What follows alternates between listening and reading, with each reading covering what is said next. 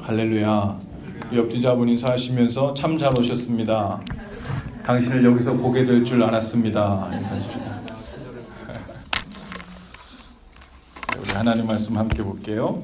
사도행전 19장 1절에서 7절까지 말씀입니다. 사도행전 19장 1절에서 7절까지 저와 여러분이 한 목소리로 함께 읽죠. 사도행전 19장 1절에서 7절까지 말씀입니다. 시작. 아볼로가 고린도에 있을 때 바울이 윗지방으로 다녀 에베소에 와서 어떤 제자들을 만나 이르되 너희가 믿을 때 성령을 받았느냐? 이르되 아니라 우리는 성령이 계심도 듣지 못하였노라. 바울이 이르되 그러면 너희가 무슨 세례를 받았느냐? 대답하되 요한의 세례니라. 바울이 이르되 요한이 회개 세례를 베풀며 백성에게 말하되 내 뒤에 오시는 이를 믿으라 하였으니 이는 곧 예수라 하거늘 그들이 듣고 주 예수 이름으로 세례를 받으니 바울이 그들에게 안수하매 성령이 그들에게 임하심으로 방언도 하고 예언도 하니 모두 12사람쯤 되니라.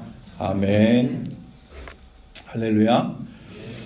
바울이 사도행전에 보면 3번의 전도여행을 떠나요. 그리고 지금 우리가 읽은 본문은 3번째 전도 여행이 진행 중에 있는 과정입니다. 전도 여행을 다니는 중에 에베소 지방에 왔는데요. 거기서 나는 예수님의 제자입니다 라고 스스로 지칭하며 다니는 몇몇의 제자 무리들을 만나게 됩니다. 바울은 1차, 2차 전도 여행을 통해서 복음을 전파했고 그를 통해 각 지역에 교회가 세워지고 또 예수를 믿는 사람들 그리고 제자가 된 사람들이 또 가서 복음을 전한 사람들이 그 온 지역에 이제 예수를 믿는 사람들이 생겨나기 시작했는데 이 3번째 전도행을 하면서 에베소 지역에 가봤더니 이 자기가 예수의 제자라고 다니는 사람들을 만난 거예요. 말하자면 이제 그 최초의 복음 전파한 사람이 한 다리를 건너서 혹은 2단계를 건넌지 모르겠지만 복음을 전해드리는 사람들을 만나게 된 거죠. 그리고 바울이 확인하고 싶은 것이 생겼던 거예요. 예수님의 제자라고? 내가 전했는지 내 제자들이 전했는지 그 제자의 제자들이 전했는지 모르겠지만 당신들이 스스로 예수님의 제자라고 하니 내가 한 가지 확인해 보고 싶은 게 있다. 아마 그 바울은 자기가 질문해 보고 싶은 이 사람이 진짜 예수님의 제자인지를 확인해 보고 싶은 많은 질문들 중에 가장 특징이 있고 가장 확실하고 꼭 확인해야 될 바로 그 질문을 선택했던 것 같아요. 그리고 한 질문이 무엇이었습니까? 너희가 믿을 때 성령을 받았느냐? 너희 제자라고 하는데 그러면 너희가 믿을 때 성령을 받았느냐? 이걸 물어본 거예요. 이것은 그냥 바울이 오다 가다 생각나서 물어본 것이 아니라 많은 것 중에 하나를 딱 골라 물어본 것이 아니라 예수 그리스도를 따르는 제자의 삶이라면 분명하고 명확하게 없어서는 안 될 정확한 특징으로 그럼 이것이 있느냐라고 물어본 거예요. 그것이 바로 너희가 믿을 때 성령을 받았느냐. 그랬더니 이 제자들이 뭐라고 합니까? 우리가 성령의 계심도 듣지 못했다. 성령이라는 분이 계신지도 몰랐다는 거예요. 다른 말로 하면 내가 예수님에 대한 이야기는 들은 적이 있지만 성령 하나님이 우리 안에 들어오셔서 내 안에 사신다는 그런 얘기는 들어본 적이 없습니다. 그러면 이 제자들이 예수님의 제자라고 이렇게 돌아다니면서 지금 스스로 지칭하며 사는 그 삶이 어땠을까요? 안에 성령님이 계신지도 모르고 내 안에 계신 것은 둘째치고 성령님께서 계신지도 몰랐다 그러는 거예요. 예수님에 대한 소식을 듣고 그 복음에 대한 이야기는 들었는데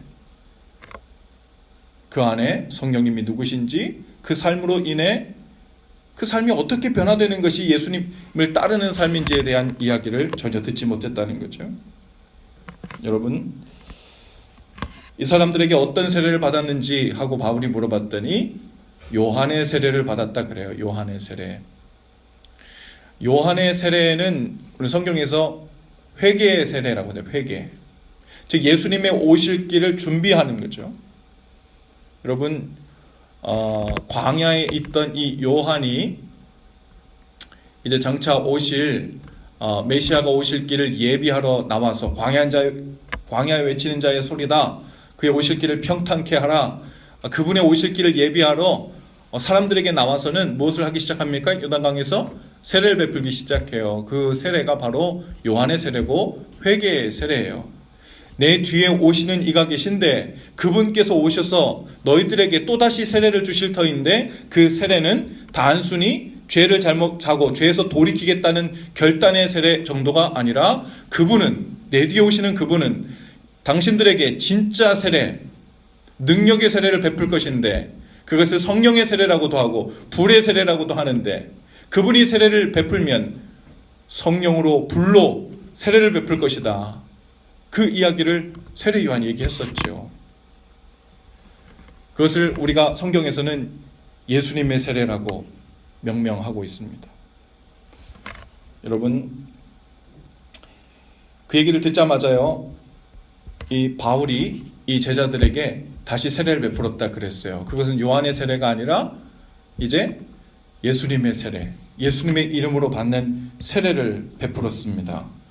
그런데 오늘 본문 말씀에 보니까 세례를 받을 때 그리고 바울이 안수하자 성령이 임했다 했습니다. 그리고 방언을 말하고 예언을 했다 그랬어요.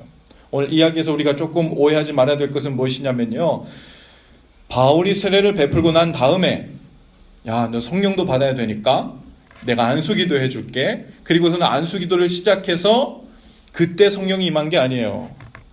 예수님의 이름으로 예수님의 이름으로 세례를 받을 때 성령이 임한 겁니다.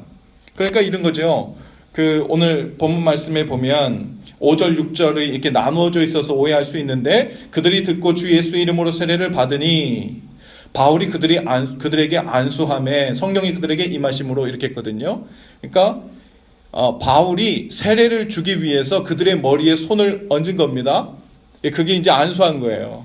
그 안수하는 순간에, 다른 말로 하면 세례를 주는 순간에 성령이 그들에게 임했다는 겁니다. 그리고 방언을 받고 또 방언을 말하고 예언을 말하기 시작했다고 이야기하고 있어요. 오늘 우리가 이 읽은 본문 말씀을 메시지 성경 본문을 보니까 이렇게 번역을 해놨어요. 19장 4절부터 7절까지의 말씀을 제가 한번 읽어드려 볼게요. 여러분이 요한의 세례를 받았다면 이제 진짜 세례인 예수를 맞을 준비가 된 것입니다. 그들은 참으로 준비되어 있었다. 그 말을 듣자마자 그들은 주 예수 이름으로 세례를 받았다. 바울이 그들의 머리에 손을 얹자 성령께서 그들의 안으로 들어오셨다. 그때부터 그들은 방언으로 하나님을 찬송하고 하나님께서 하신 일들을 이야기했다. 여기 보면 방언에 대한 이야기가 나오고 또 예언에 대한 이야기가 나와요. 근데 성령이 그들에게 임했을 때 방언을 말하고 예언을 말했다는 이 본문 때문에 성령이 임한 증거는 방언을 말하는 거구나, 예언을 하는 것이구나. 그래서 이제 거꾸로 순서가 뒤바뀌어서 사람들이 이렇게 얘기합니다. 성령을 받기 위해서 방언을 말해라. 성령을 받기 위해서 예언 은사 받기를 구해라. 이거 완전 순서가 뒤바뀐 거죠. 아니에요. 성령이 임하니까 여러 증상들 중에 방언을 말하기 시작하고 예언을 말하기 시작한 거예요. 근데 성령이 들어왔다고 해서 다 방언을 말하는 건 아니에요. 다 예언을 말하는 건 아니에요. 그런데 오늘 우리가 말할 때 방언의 은사와 예언의 은사에 관해서도 우리가 조금 명확하게 얘기할 필요가 있어요. 이 방언에 관한 이야기는요, 많은 이야기들이 있어요. 그것이 단순 외국어였다, 이렇게 주장하는 사람들도 있고요. 혹은 우리가 알아듣지 못하는 말이기 때문에 그것이 외국어인지 아닌지조차 구별할 수 없는, 성경의 본문에 의하면 고린도전서 13장에 보면 천사의 말이라는, 즉 너희가 방언을 유창하게 혹은 신기한 방언들을 아주 많이 말할 수 있는데 심지어 천상에서 오가는 언어인 천사의 말을 너희가 말할지라도 너에게 사랑이 없으면 그 방언이 아무것도 아니다, 이렇게 이야기하죠. 여러분, 요한의 세례는 죄사함의 세례라고 했어요. 그리고 예수님의 세례는 성령이 임해서 그 삶이 하나님을 향해 돌아서고 우리 안에 임하신 성령님, 그 인격적인 성령님과 이제 하루하루 그 인도하심을 받으며 순종하며 사는 삶이 시작되는 걸 말하는 거예요. 다른 말로 조금 다시 얘기하면요, 요한의 세례는 뭐냐면 회개에 이르는 세례. 다른 말로 하면 내가 세례받고 죄를 뉘우치고 용서함을 받았구나 라는 이 지적인 생각에만 머무는 겁니다.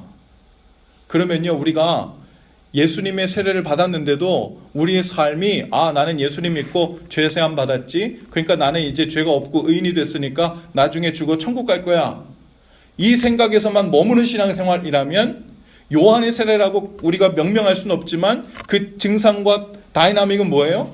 요한의 세례인 거예요. 그냥 죄 사함 받고 천국 가는 것에 그냥 머물러 있는 겁니다. 지적인 동의, 지적인 이해 수준에서만 딱 멈춰져 있는 거죠, 우리 신앙생활이. 그런데 예수의 이름으로 받은 세례의 증상은 뭐래요? 인격적인 성령님이 우리 가운데 임하셔서 그분의 인도하심에 따라 살기 시작하는 거예요. 내 안에 누군가 살기 시작하는 겁니다. 내 마음에 성령님을 모셔서 그분께서 내 마음을 이끄시는 대로 순종하며 따라가는 삶이 우리의 삶에서 시작되는 거예요. 그게 예수님의 세례라는 거예요.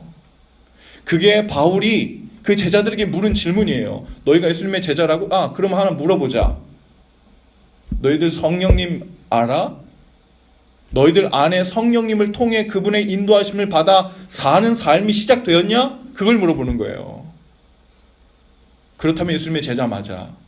그런데 너희 삶에 성령님으로 인해서 너의 삶이 그 음성을 따라, 말씀을 따라 순종하며 사는 삶으로 삶이 방향이 전환돼서 따라 살기 시작되지 않았다면 어쩌면 우리는 그냥 용서받고 천국 가는 그것들만 지적 동의를 하고 있다면 그것은 요한의 세례지 예수님의 세례가 아니라는 거죠. 여러분, 예수님의 세례를 받았다는 말은 성령을 마음에 모신 후에 새로운 삶이 시작됐다는 거예요. 그것은 그저 그냥 나 이제 죄 용서 받았으니까 마음 홀가분한 삶, 그게 아니에요.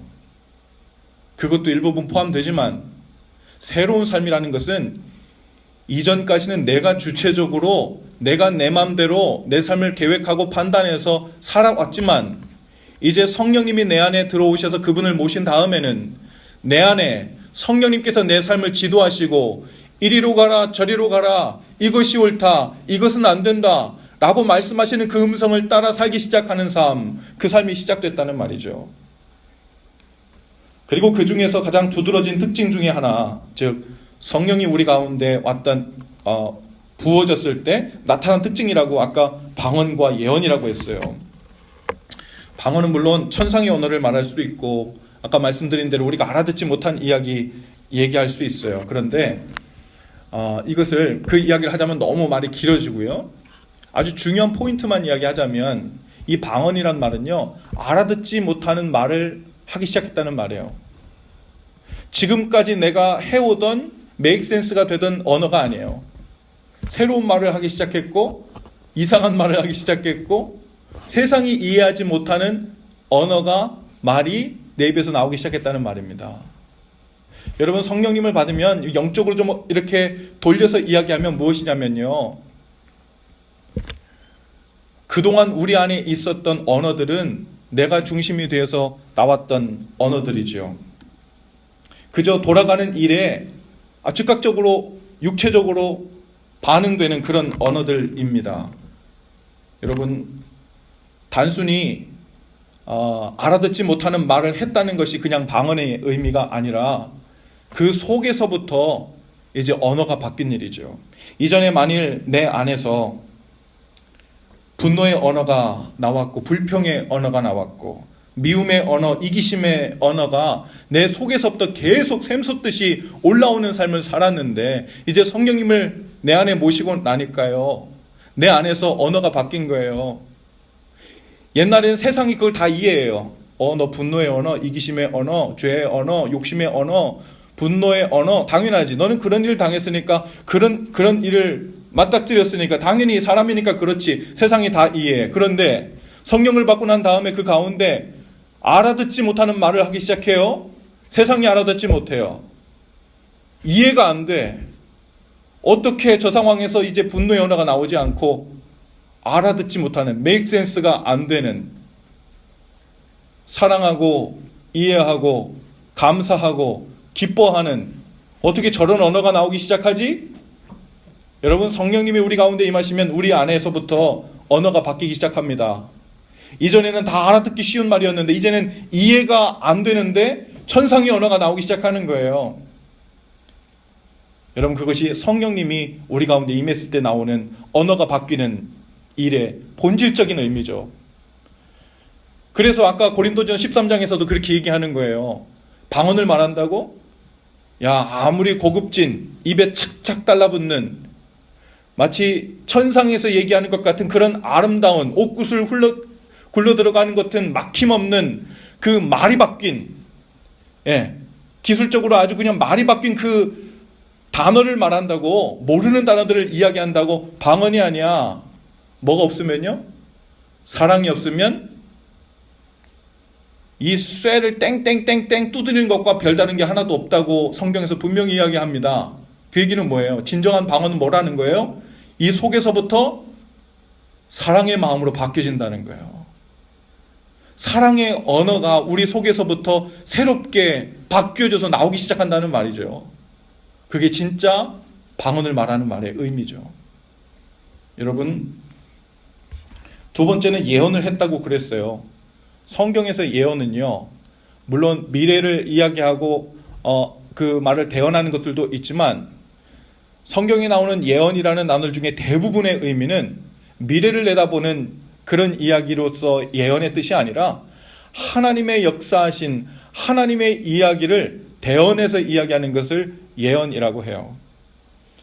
그래서 말하자면요, 그 마가다락방에서 120명이 성령을 다 받았죠. 불의 혀같이 갈라지는 것이 각 사람 위에 있더니, 그리고 나서 방언을 말하기 시작했잖아요. 그리고 그 사람들이 길거리 뛰쳐나갔죠. 그 다음에 뭐 하기 시작했어요? 복음을 전하기 시작했어요. 각국에서부터 온 사람들에게 복음을 말하기 시작했어요. 그게 뭡니까? 하나님의 이야기를 하기 시작했어요. 하나님의 이야기를 하기 시작한 것이 예언입니다. 그들이 성령이 임하니까 예언을 하기 시작한 거예요. 이제 나의 이야기가 아니라 하나님의 이야기를 하고 싶은 마음으로 우리 속에 꽉 차게 된 겁니다. 성령을 받고 성령을 모신 사람은 내 속에서 지금까지 반응했던, 자동적으로 반응해왔던 내 중심의 언어가 아니라 하나님 중심의 새로운 이해하지 못할, 그러나 너무나 기쁘고 너무나 즐거운, 삶이 완전히 뒤바뀐 것 같은, 이해 안 되는 삶으로 새롭게 된 것 같은 그 언어가 바뀌기 시작했고, 또 나의 이야기가 아니라 이제 하나님의 이야기를 하기 시작했다는 거예요. 성령님이 우리 가운데 임하면 예언을 하기 시작합니다. 특별히 여러분, 모세처럼 시내산에 올라가서 40일 금식하고 난 다음에 하나님의 말씀 하나 받아서 나와서 이야기해서만 예언이 아니에요. 우리 일상의 아주 평범한 삶 속에 내가 어제 겪었던 것을 오늘 똑같이 겪는데도 성령님이 그 안에 계시면 눈이 띄어집니다. 귀가 열려요. 그래서 나의 이야기, 100% 나의 이야기, 나의 고통의 이야기, 나의 고민의 이야기, 나의 슬픔의 이야기, 나의 낙심의 이야기인 줄 알았는데 그 안에 함께 들려오는 하나님의 이야기가 들리기 시작하는 거예요. 할렐루야. 그것이 우리 안에 성령님을 모신 사람의 증거입니다. 지난 주간 월요일부터 목요일까지 한인연합관계 총회 참석 관계로 LA에 다녀왔는데, 그곳에서 많은 목사님들을 함께 만났어요. 은퇴하신 목사님, 사모님, 또 타인종 그 성도들을 목회하는 분들, 또 다양한 그룹의 분들을 만나서 이야기를 하는데요. 어떤 분들은 이제 설교도 하시고, 어떤 분들은 간증도 하시고, 또 식사 자리에서 함께 대화도 나누고 하는데, 어떨 땐 들으는데 막 마음이 무너져요. 야, 정말 내가 목회하면서 나는 고생이라는 거 한 적이 없구나, 이렇게 얘기할 정도로 정말 말도 안 되는, 정말 도저히 이해할 수 없는 그런 일들을 겪어내고 품어내고 견뎌내면서 주님의 음성을 따라 여기까지 오신 분들이구나 라는 생각을 하게 되더라고요. 그리고 때로는 그 안에 처절한 고통과 아픔들, 낙심들, 슬픔들이 가득 배어 있는데, 근데 그 이야기가 나 당신들보다 이렇게 많이 고생했어, 내가 얼마나 고난의 삶을 살았는지 알아? 이거 자랑하는 것이 아니고 그 수위 대보자고 온 게 아니라 그 속에 묻어있는 하나님의 이야기가 이러했다고 이야기하시는 거예요. 사실 이게 다 사람의 이야기인 줄 알았는데, 나의 실패 이야기인 줄 알았는데, 나의 고통의 이야기인 줄 알았는데, 사실은 하나님의 이야기가 똑같은 선율을 따라 함께 가고 있었다는 것을 나중에 발견하고 나서, 목사님은 목회를 뒤돌아보며 성도들을 보면서 자기 삶을 보면서 또 평신도 분들은 와서 자기 간증을 하면서 그 어려웠던 이야기 속에 함께 그때는 보지 못했는데 흘러왔던 하나님의 이야기를 하기 시작하는 거예요. 누가 하시는 겁니까? 그 안에 계신 성령께서 하시는 거죠. 성령께서 그걸 보게 하시는 거예요. 성령께서 그것을 듣게 하시는 겁니다. 언어가 바뀌기 시작해요. 이제 나의 이야기가요, 입을 닫기 시작하는 거죠. 그리고 이제 하나님의 이야기가 열리기 시작하는 거예요. 여러분, 성령을 마음에 모셨는데 그저 살면서 힘든 이야기, 고생한 이야기, 속상한 이야기, 견뎌내느라 어려운 이야기, 미래가 보이지 않는다는 이야기, 신앙으로 그저 버티고 있다는 그런 이야기는 사실 하나님의 이야기가 아니에요. 내가 신앙의 힘으로 나 이렇게 간신히 버티고 있어 라고 이야기하지만 사실은 그런 종류의 이야기는 사람의 이야기예요. 성령님을 마음에 모시면 똑같은 어려움 속에서도 하나님의 이야기를 하게 됩니다. 이제는 나에게 절망하지 않고 하나님을 바라보게 하신 그 하나님의 이야기, 두려움과 걱정으로 가득한 삶을 살면서도 이상하게도 하나님께 소망을 두고 담대함으로 나아가게 하시는 그 하나님의 이야기, 육신의 약함과 마음의 고통 속에서도 그 약함 속에서 하나님의 강함과 은혜를 발견한 그 하나님의 이야기, 그 고통으로 우리를 그 굳은 마음을 깨시고 새롭게 빚어가시는 그 하나님의 이야기가 배어나오는 거예요. 그리고 그 이야기를 말하기 시작하고, 그리고 그 이야기에 더욱 귀를 기울이기 시작합니다. 그것이 바로 성령님을 마음에 모시고 삶이 바뀐 사람, 새로운 삶을 출발한 사람들의 특징이죠. 여러분, 오늘 함께 기도하실 때 그것을 붙들고 함께 기도했으면 좋겠어요. 하나님, 제가 그저 마치 내가 요한의 세례를 받은 자처럼 내가 이런 복을 받았네, 내 이런 용서함을 받았네, 나는 하나님의 자녀가 되었네, 그리고 그 일이 이렇게 지속되다가 나중에 언젠가 좋은 일이 있겠지, 그냥 이렇게 그 선물을 마음에 담고 그 다음엔 감사하면서 또 좋은 일 일어나기를 기다리면서 그렇게 살다 가는 우리 신앙생활이라면 그것은 예수님의 세례 받은 사람의 삶이 아니에요. 우리 안에 분명한 살아계셔서 지금도 역사하시고 고통과 고난과 어려움과 실패와 낙심과 견디기 힘든 소망 없는 사망의 음침한 골짜기를 지금 지나고 있는 것 같은데 그 속에서 하나님께서 하나님의 이야기를 들려주시는 거예요. 그리고 이것이 그냥 고난이 아니다, 그냥 고통이 아니다, 그냥 실패처럼 보이는 게 아니다. 여기 나의 이야기가 있다. 널 위한 나의 스토리가 있다. 거기에 귀를 기울여라.